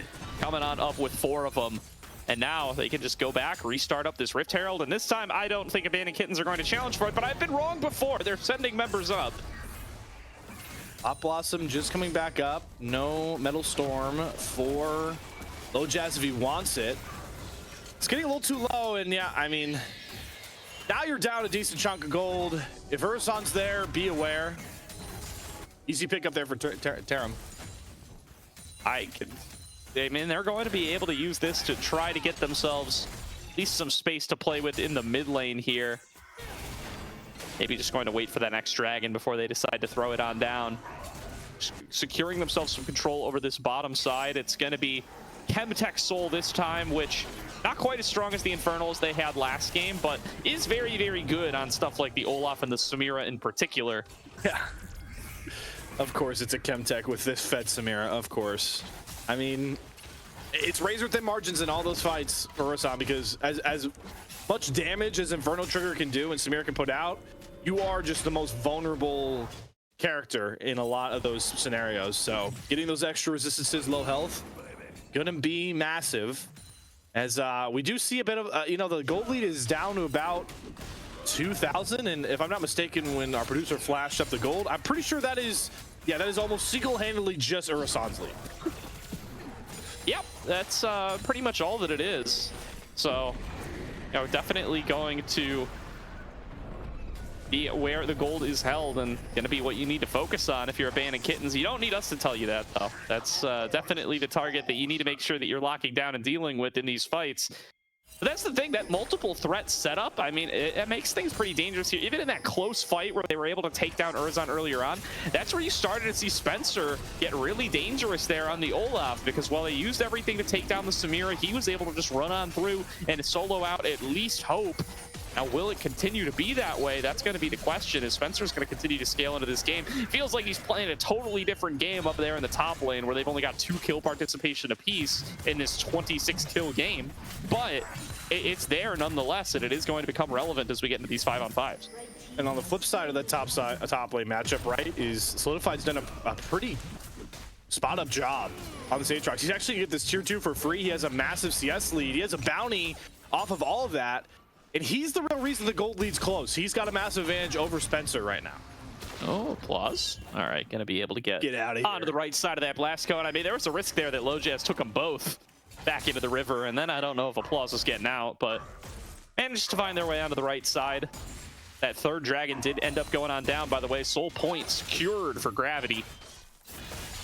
I don't hate to play for Abandoned Kittens. They index that they need more gold right now, and they're willing to fight because they know they have a multi-threat team fight with setup. So why not just take the standing gold? You pick up 2 key turrets across the map for that soul point. I like that reserve trade, you know, for a comp that arguably shouldn't be that reserved, but that's the state of the game we're in right now for Abandoned Kittens. It is. Not going to disagree with you there, Slayer. They're going to start pushing on through into the mid lane now. getting their way onto that inner turret. That's a nice solar flare. That's a good combo coming on through, and Urzon ready to pop on off, ready to play that Samira the way that Riot intended, and getting themselves 2 kills for it. Flash in from Applause, going to find Samakin again. There's that Inferno trigger, channeling onto the stasis, and Urzon gonna go godlike at the end of it. Either way, it's 3 for 0, going over to Gravity, and that's gonna be Baron. Gotta sing the praise to these setup men once again. Terrums, Nature's Grasp, the solar flare. Applause, one of them knew that, that it was going to be a cleanse from Devin, but the way they lined them up, the immediate stun comes through right after, making that cleanse irrelevant. Is Baron a reality? And reality's oh so sweet for Gravity, but Abandoned Kittens, I mean, this is... The kill score gives it a worse impression than it is, but man, this is another rough one. It is a rough one indeed. Gold, not a complete disaster, as you said, so definitely a little bit of play to be found back into this one, but I mean, it just feels like they're going to need a miracle fight. They're going to need Urzon to make a big mistake. They're going to need to be able to make sure they wait out Spencer's ultimate, and that it's not going to be a big problem with the Olaf, but it's not like the remaining of members of the squad are out of the game either. They can definitely bring in some damage from Decare, some good frontlining peeling power from Applause and Tarim. It's just a tough place to be in, and they are on soul point as well, so going to be pretty much forced to fight him here in just about 2 minutes. Yeah, I mean, one part that we didn't get to talk about because that fight broke out is that talked about that Spencer's going to get to just do a lot of damage because Urzon gets so much focus, but you know, Spencer will still be in the muck of the fight, so he is in a dangerous spot. I don't know how Abandoned Kittens deal with Decker unless he mispositions on this way. He could be stand so far back when all these fights are going to be so centralized and just drop tons of magic damage on a team I'm assuming is itemizing pretty decently armor dependent because of this Samira. And at the very least, you know, giving a look over to that Locket, yeah, definitely prioritizing maybe some more damage on towards Solidified, but yeah, the Baron buff giving him that additional oomph as they work their way onto that outer turret. Decare splitting in mid lane as well, and they're going to be able to end up with both of these. I mean, who's going to step up here and actually challenge? It's going to be the smite coming out of Lojaz, but that might cause Lojaz to play Anakin coming in with the minion. There was the trap set, and they're going to be able to take down Urzon for that. It's 2 kills already. Decare TP'd in, but it might be too late already as Spencer's already been taken too low to be able to continue the fight. He's going to try his best, but forced to flash out. 1 kill comes back for Tarim on the other side, but it's going to cost him and Decare both their lives. It's a 4 for 1 in favor of the Abandoned Kittens. They put together the play. Only thing that could derail Gravity's game was a blindside, and boy did Samakin throw one. I was tricked. I didn't even notice that Samakin had turned into one of those minions, and that is certainly the power of the Nico. And they get not only all those shutdowns, but more importantly in my mind, you knock all those Barons off the Rift, you get a huge gold influx for what is going to be this vital soul. And with these old timers, I think they should all be available for this next fight. Urzon dying so quickly, though, does mean that he still has flash. Decker doesn't die with flash up, and every summoner except Samakin's were kind of blown in that fight, so that could be impactful. But Abandoned Kittens, man, they needed something just to get going right, and boy, did they find it. Yeah, it was going to take some tomfoolery there, and I think it's a great call to be able to come up there. And I don't know if you draw it up that way, but the fact that you're coming up for a silly play like smiting away the siege minion while sneaking in there with Samakin, I mean, you just know that mentally that's going to throw them off, and it's going to give you that additional opportunity to be able to come in here and find the big play. Now it's going to be all about this dragon. I like this. Knock down that mid turret. One thing Abandoned Kittens have done well in both series is they set up real well with vision. This was a similar choke that nearly lost the game for Gravity last time. Lens forced out of hope. Here's going to be the Magnet Storm coming on in there from Lojaz. They're going to layer down the damage onto the backside, but Urzon is stacking up. Urzon Inferno Trigger knocked up by Samakin, focused down by Phantom Star, and keeping the fight close, but it's a double kill already to Spencer. Make that a triple kill as the secondary threat of the Olaf, they just had no answer. It's a 4 for 2 fight, and the Gravity squad are going to be able to pick themselves up their soul. Another game, Gordo, where Abandoned Kittens late in these fights are doing such a great job setting up, but they can't finish the kills because they're down too much, or more so, the other team is too potent with damage. You burn everything to kill Urzon, great pop blocks, if you grab all these members, you had already deleted half of your front line before that comes across, and like you mentioned, Spencer just pops Ragnarok, gets rid of the rest of them. Decker doesn't end up dying. It's just too much right now for Abandoned Kittens if they don't get the most perfect fight setup. That's definitely the case here. They are going to be rocking that Chemtech Soul for the rest of the game. And they don't even have the infinite scaling to lean back on anymore. I mean, yeah, the Varus is going to get pretty good, probably going to get more valuable than Urson in the long distance, but it's not going to be that kind of clean late game win condition this time around. And you are so far behind up against this Soul. Going to be very difficult territory here. Is that next Baron going to be up in about a minute, and you know that Gravity are going to be waiting to fight you for it.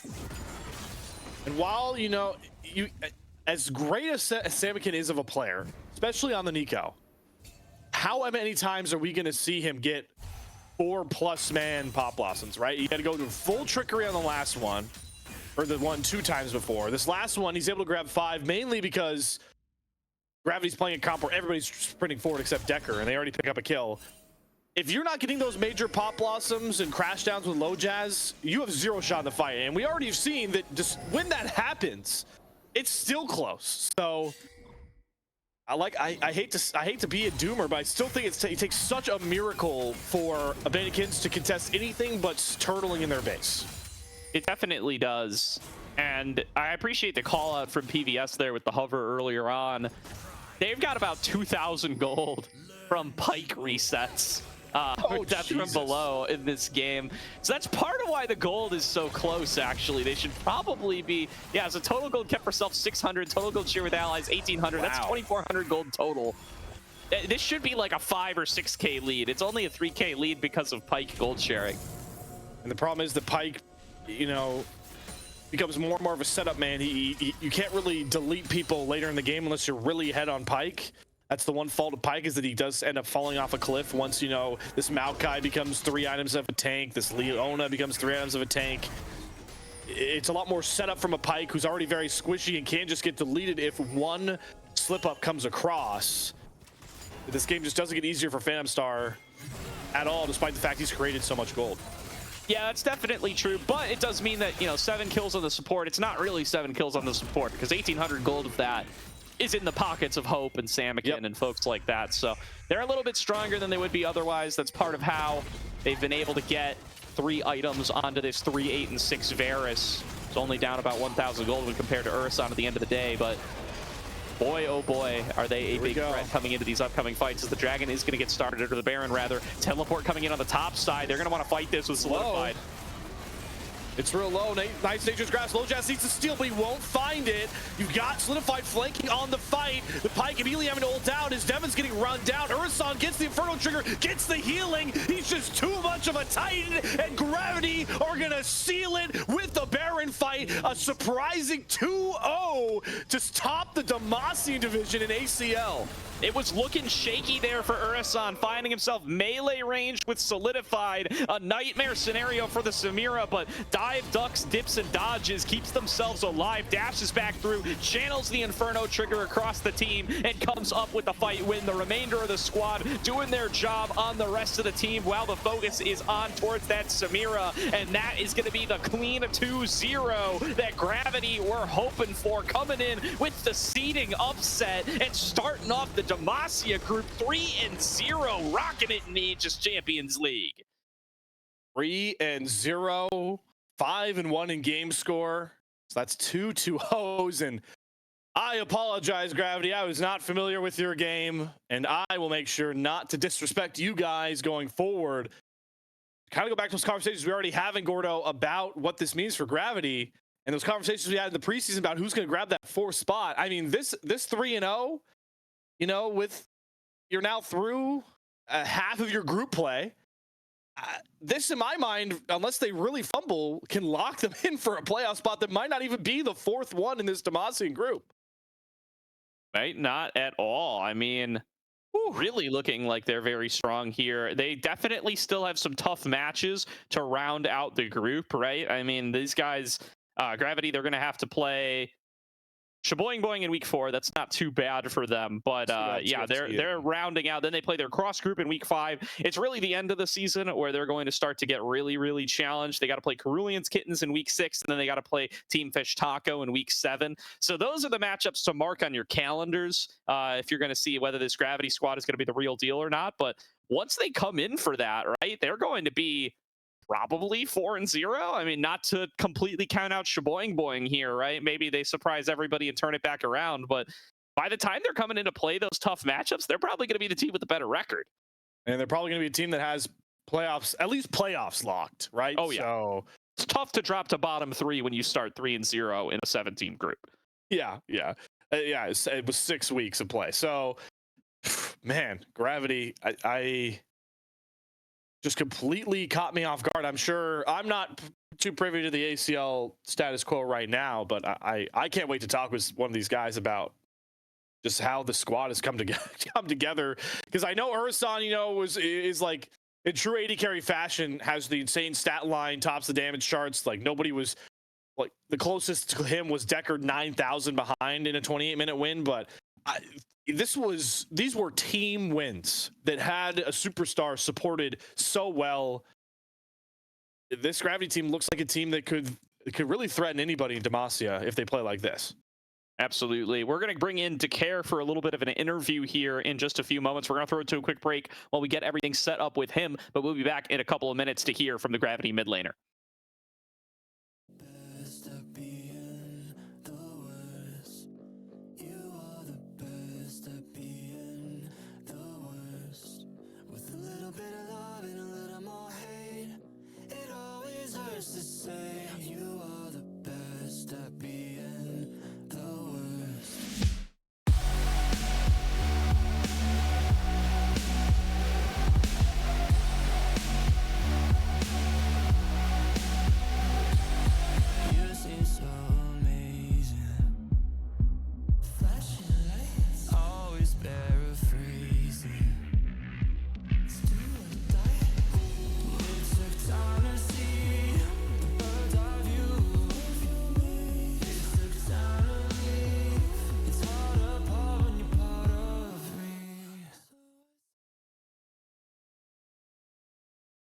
Welcome back, everybody, to the Aegis Champions League, where we are joined by the victorious Decker off of Gravity. Congratulations on your win here today.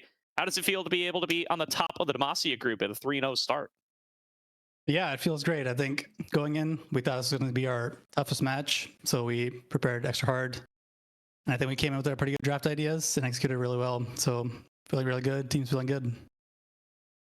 Yeah, I mean, I would hope so after just those explosive games. Now, Decker, before we get a little more team-oriented, I do want to ask you, about your matchup individually, right? I mean, a guy like Samikin, he's coming off winning the OQs just recently. He joins this squad.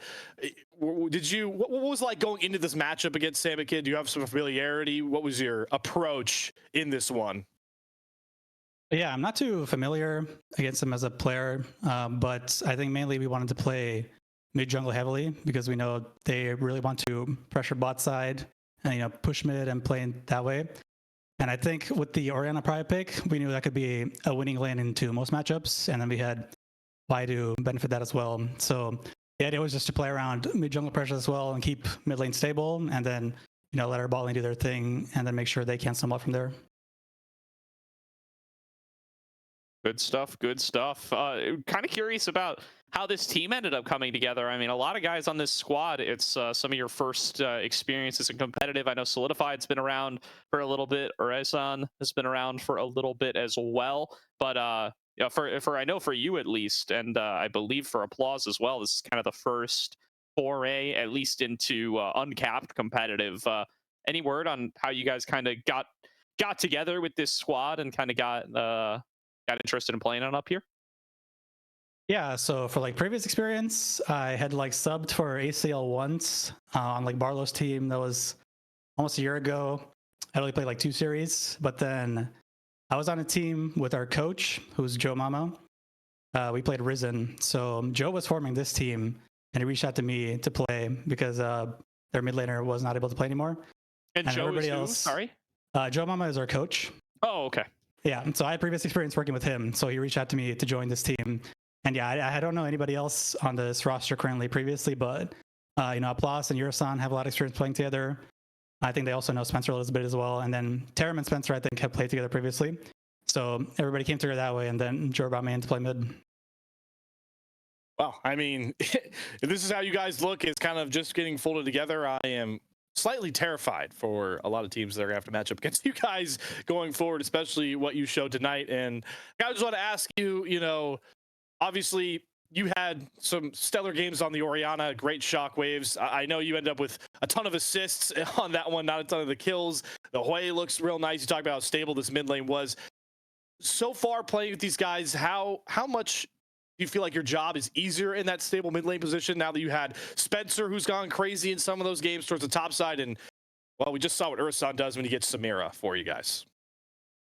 Yeah, I think, playing with stable people like Spencer is insane. He never dies. He's always, winning or going in his lane. So I feel like my job is to keep mid lane stable and then play with our jungler, Taram, to make sure our bot lane can do their job. And then, once they get private picks, they can definitely smash their lane and carry the game. So as long as it feels like I keep my lane stable, we can definitely carry through our sides. So it feels great. Great to hear. Great to hear. So coming up with a lot of stability in the first couple of weeks, were you guys intending, or intending is definitely the wrong word there, are you anticipating being able to come in and show this much in your kind of first couple of outings? You guys come up 2-3 in the open qualifiers, now up 3-0 in the Aegis Champions League. Did you think coming into prep for the season that you were going to be able to show up and be this dominant, or is it kind of everything clicking a little bit faster than anticipated? Yeah, I think it's everything clicking faster than anticipated. I think we're improving a lot quickly week over week with our scrims. Like Applause and a couple others on the team have a lot of comp experience. So I think the macro that they provide is very good. So, if everybody comes in and just plays their lanes and their champs well, I feel like our macro in games is very good, and we're learning that at a fast pace. And then playing OQ, it was definitely challenging, but I think we learned a lot from that experience as well. So being able to translate that into this game, I think definitely helped. And then playing that definitely helped for this win. Yeah, I was definitely glad to see you guys, also playing ACL, because I think it's so vital with, OQs going on, especially how you guys doing an ACL, what you're figuring out. I'm sure, hopefully, you might push that into something in the summer. But I want to ask you, obviously, you got some experience with it in the OQs. You haven't had a ton of experience with it going very far. The Fearless draft, considering you've only had one series that's gone 3 games, but I'm curious what your guys' team's approach is, what your opinion is on Fearless, especially once, well, with the way you guys are playing, you're going to be looking down potentially, big time playoff games where Fearless has become a factor. What are your thoughts on it in the ACL for the first time? Yeah, personally, I love Fearless draft. Our coach loves it as well, and I think most players, love it. You get to show off a lot of champs. You can't just lose the same thing over and again. You can't win with the same thing over and over again. You get to just showcase your skill set more. And then it comes up with a lot of interesting scenarios. Like we knew we would be handshaking Senna Smolder this series, and when they ban one thing, we have to answer in different ways. We can't just win with Senna again, things like that. So I think it definitely provides a better viewing experience for sure. And then I think as players, it definitely provides more variety for us. So it's good. Got the stamp of approval from players. That's what I was looking for, Gordo. Always what you want to hear. Absolutely. Well, thanks so much for joining us here, Decker. Last word goes to you. Anybody you want to shout out? Anybody you want to thank? Anything you want to say to those who are tuned in for the ACL for this week? Yeah, just shout out my whole team, and then our coach, Joe, and manager Kat did a great job managing everything. And I think, props to everyone for coming to the series. I think we played a great 2 games, showed up on the day. So yeah, props to my team. All right. Well, congrats again, Decker. Looking forward to seeing how your squad continues to perform as the Aegis Champions League continues. But that is going to do it for the ACL this week. We'll be back next Friday with week 4 of the matches. We'll be back throughout the week with more Aegis leagues. We'll be back here on the Aegis channel this weekend with coverage for the NACL Open qualifiers. Slayer will be hanging out with you guys tomorrow. I will be back on Sunday. TDS on both days. Till then, that's going to close out for the night. So thank you from myself, from Slayer, and from PVS on Prod. And until next time, have yourselves a great night.